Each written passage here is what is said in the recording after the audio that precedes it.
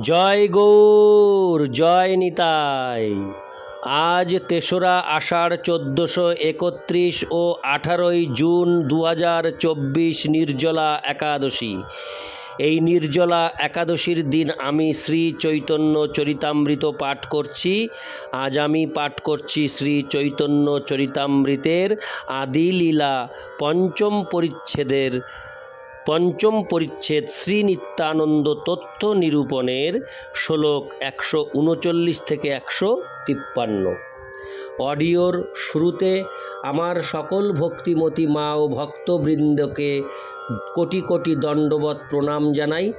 আমি আপনাদের কাছে একটি অনুরোধ করছি, আপনারা যে যেখান থেকে এই অডিও শ্রবণ করছেন, আপনারা অডিও শ্রবণ করার পরিশেষে এই অমৃত গ্রন্থ ইউটিউব চ্যানেলটিকে সাবস্ক্রাইব করে দেবেন এবং প্রত্যেকটি অডিও প্রত্যেক ভক্তবৃন্দ ও ভক্তিমতীমা প্রথম থেকে শেষ পর্যন্ত শ্রবণ করবেন। প্রথম থেকে শেষ পর্যন্ত শ্রবণ না করলে, মধ্যে মধ্যে কেটে কেটে দেখলে বা শুনলে, তাতে এই অডিওর ভেতরে যে রস, অর্থাৎ চৈতন্য চরিতামৃত যে অমৃত সম রস রয়েছে, সেই রস উদ্ধার করা সম্ভব নয়।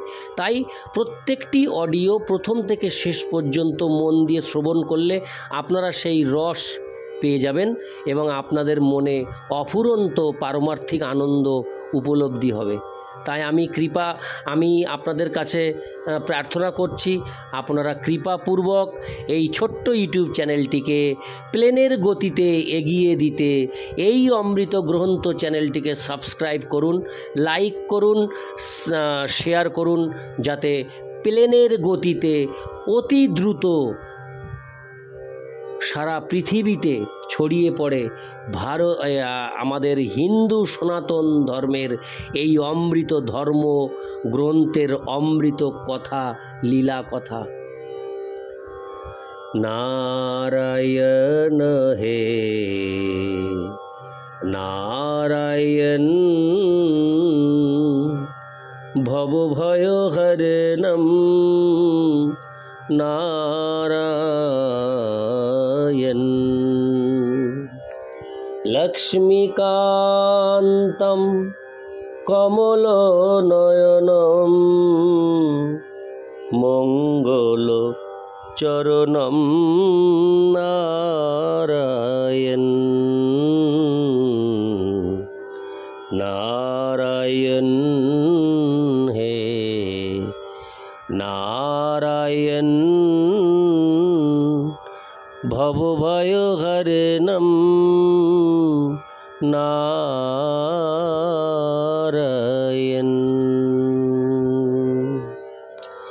শ্লোক ১৩৯। কচ্চিৎ ক্রীড়া পরিশ্রান্তং গোপোৎসঙ্গোপবহর্হণম স্বয়ং বিশ্রাময়োত্যার্যং পাদ সম্বাহনাদিভি।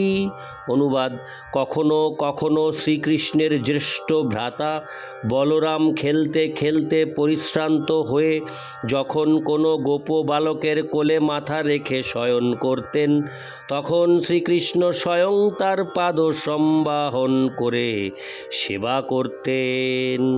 ইতি শ্লোক ১৩৯। শ্লোক ১৪০। কেয়ং বা কুত আয়াতা দৈবী বা নারযুতা সুরি প্রায়ো মায়াস্তু মে ভর্তুর্নান্না মেহপি বিমোহিনী। অনুবাদ: এই মায়াকে এবং তিনি কোথা থেকে এসেছেন? ইনি কি দৈবী, মানুষী না আসুরী? তিনি নিশ্চয়ই আমার প্রভু শ্রীকৃষ্ণের মায়া শক্তি, কেননা তিনি ছাড়া আর কে আমাকে বিমোহিত করতে পারেন? তাৎপর্য: পরমেশ্বর ভগবান শ্রীকৃষ্ণের ক্রীড়াবিলাস ব্রহ্মার চিত্তে সন্দেহের উদ্রেক করে উদ্রেক করে এবং তাই শ্রীকৃষ্ণের পরম ঈশ্বরত্ব পরীক্ষা করার জন্য ব্রহ্মা তার যোগশক্তির প্রভাবে শ্রীকৃষ্ণের গোপসখা ও গোবৎসদের হরণ করেন, আর তার উত্তরে শ্রীকৃষ্ণ সমস্ত গোবৎস ও গোপসখাদের পুনরায় সৃষ্টি করেন। কৃষ্ণ সৃষ্ট গোবৎসদের প্রতি গাভীদের অস্বাভাবিক স্নেহ দর্শন করে শ্রী বলদেব তা বুঝতে পেরে বিস্মিত হয়েছিলেন। ভাগবত 10:13-37। ইতি শ্লোক 140। শ্লোক 141। যস্যাঙ্ঘ্রি পঙ্কজারজ হকিল লোকপালৈর্মৌলুক্ত ময়ীর্ধৃত মাপাশিত তীর্থম ব্রহ্মা ভবোহমপি যস্য কলায়া শ্রীশ্চোদ্দহেম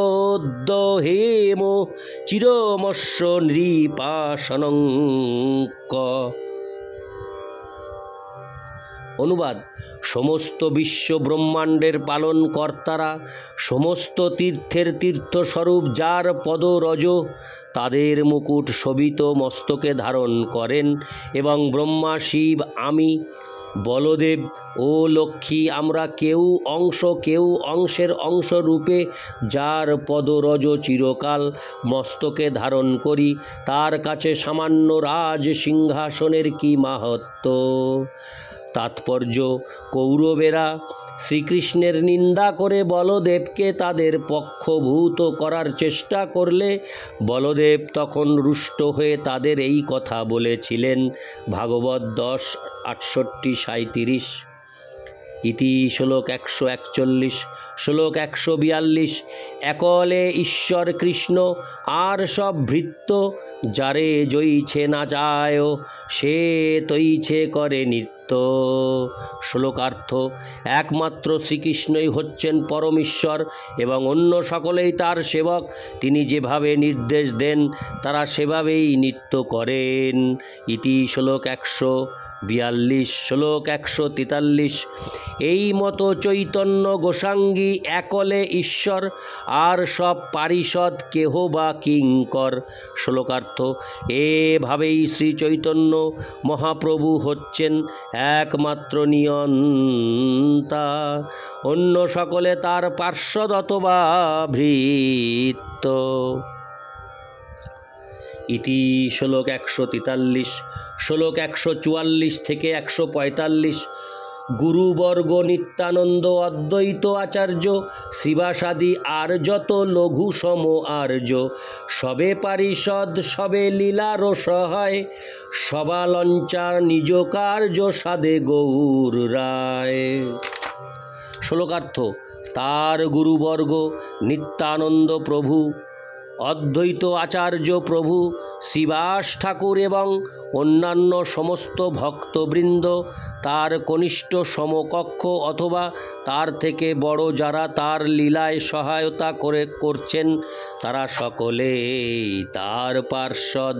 তাদের নিয়ে শ্রী গৌরাঙ্গ মহাপ্রভু তার নিজের উদ্দেশ্য সাধন করেন। ইতি শ্লোক 145। শ্লোক 146। অদ্বৈত আচার্য নিত্যানন্দ দুই অঙ্গ, দুইজন লঞ্চা প্রভুর যত কিছু রঙ্গ। শ্লোকার্থ: শ্রী অদ্বৈত আচার্য প্রভু ও শ্রী নিত্যানন্দ প্রভু হচ্ছেন ভগবানের দুটি অঙ্গ এবং তার প্রধান পার্ষদ। তাদের দুজনকে নিয়ে শ্রী চৈতন্য মহাপ্রভু বিভিন্নভাবে তার লীলা বিলাস করেন। ইতি শ্লোক 146। শ্লোক 147।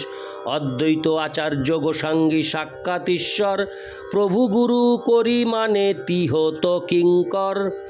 শ্লোকার্থ: শ্রী অদ্বৈত আচার্য প্রভু হচ্ছেন সাক্ষাৎ পরমেশ্বর ভগবান, যদিও শ্রী চৈতন্য মহাপ্রভু তাকে গুরুরূপে সম্মান করতেন, তবুও শ্রী অদ্বৈত আচার্য হচ্ছেন তার ভৃত্য। তাৎপর্য: শ্রী চৈতন্য মহাপ্রভু অদ্বৈত প্রভুকে পিতার মতো সম্মান করতেন, কারণ অদ্বৈত আচার্য প্রভু ছিলেন তার পিতার থেকেও বয়সে বড়। তবুও অদ্বৈত আচার্য প্রভু সবসময় নিজেকে শ্রী চৈতন্য মহাপ্রভুর দাস বলে অভিমান করতেন। অদ্বৈত আচার্য প্রভু এবং শ্রী চৈতন্য মহাপ্রভুর দীক্ষাগুরু ঈশ্বর পুরী দুজনেই ছিলেন শ্রীপাদ মাধবেন্দ্র পুরীর শিষ্য। মাধবেন্দ্র পুরী ছিলেন নিত্যানন্দ প্রভুরও গুরু। এভাবেই শ্রী চৈতন্য মহাপ্রভুর ক্ষুল্লতাত রূপে অদ্বৈত প্রভু সর্বদাই পূজনীয় ছিলেন। কারণ গুরুদেবের মতোই সম্মান করা উচিত। এই সমস্ত কারণে শ্রী চৈতন্য মহাপ্রভু অদ্বৈত আচার্য প্রভুকে গুরুর মতো সম্মান করতেন, কিন্তু অদ্বৈত আচার্য প্রভু সর্বদাই নিজেকে শ্রী চৈতন্য মহাপ্রভুর নগণ্য দাস রূপে মনে করতেন। ইতি শ্লোক 147। শ্লোক 148। আচার্য গোসাঙ্গীর তত্ত্ব না যায় কথন, কৃষ্ণ অবতারী যেহ তারিল ভুবন। শ্লোকার্থ: অদ্বৈত আচার্য প্রভুর তত্ত্ব ভাষায় বর্ণনা করা যায় না।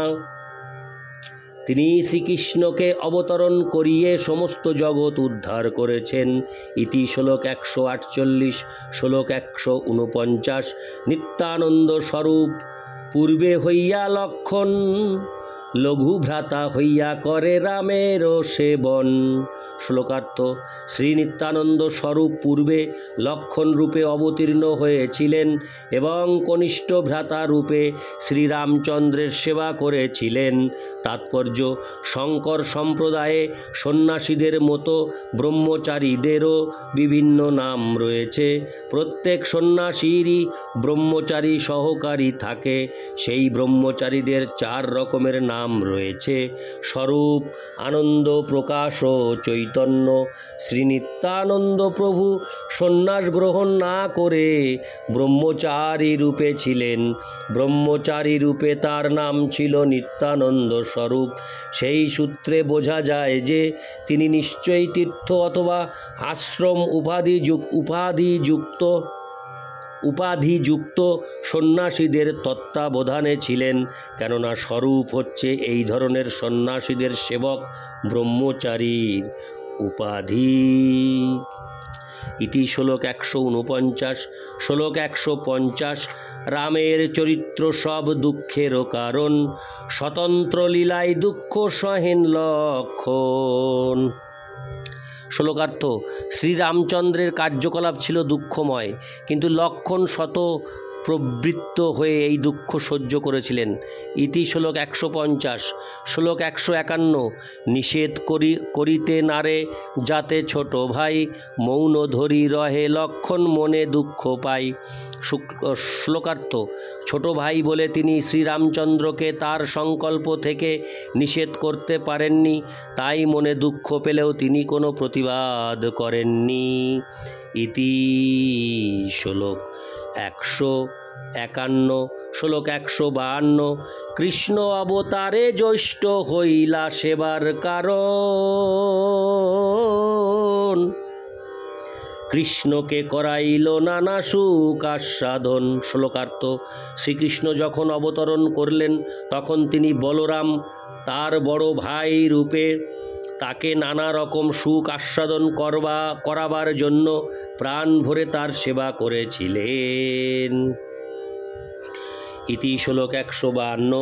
শ্লোক 153। রাম লক্ষণ কৃষ্ণে রামের অংশ বিশেষ, অবতার কালে দোহে দোহাতে প্রবেশ। শ্লোকার্থ: শ্রীরাম ও শ্রীলক্ষণ হচ্ছেন যথাক্রমে শ্রীকৃষ্ণ ও বলরামের অংশ বিশেষ। শ্রীকৃষ্ণের ও বলরামের অবতারে তারা দুইজন তাদের দেহে প্রবিষ্ট হন।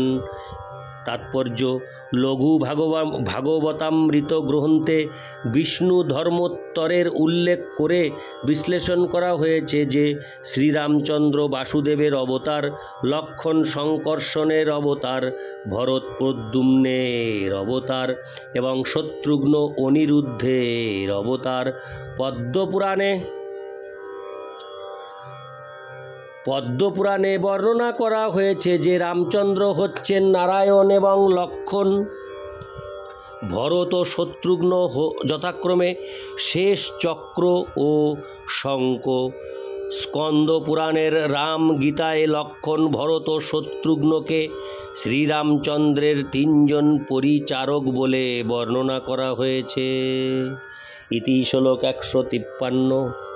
অডিওর পরিশেষে সকল ভক্তিমতী মা ও ভক্তবৃন্দের শ্রীচরণে দণ্ডবত প্রণাম জানিয়ে আমি আবারও আপনাদের কাছে আবেদন জানাচ্ছি, আপনারা এই অডিও যে যেখান থেকে শ্রবণ করবেন প্রথম থেকে শেষ পর্যন্ত পুরোটা শ্রবণ করবেন এবং শ্রবণের পরিশেষে এই অমৃত গ্রন্থ চ্যানেলটিকে সাবস্ক্রাইব করে আমাকে আশীর্বাদ করবেন এবং এই অমৃত গ্রন্থের সকল তত্ত্ব, সকল আনন্দ ঘন মুহূর্ত কথা এবং এই অমৃত রস সারা পৃথিবীতে ছড়িয়ে দিতে সাহায্য করবেন। এইটুকুই আপনাদের শ্রীচরণে আমার একমাত্র আশা। আপনারাই পারবেন একমাত্র এই চ্যানেলটিকে দ্রুত গতিতে, রকেটের গতিতে পৌঁছে দিতে সারা পৃথিবীতে। হরে কৃষ্ণ কৃষ্ণ কৃষ্ণ হরে হরে, হরে রাম রাম রাম হরে হরে। জয় রাধে শ্যাম।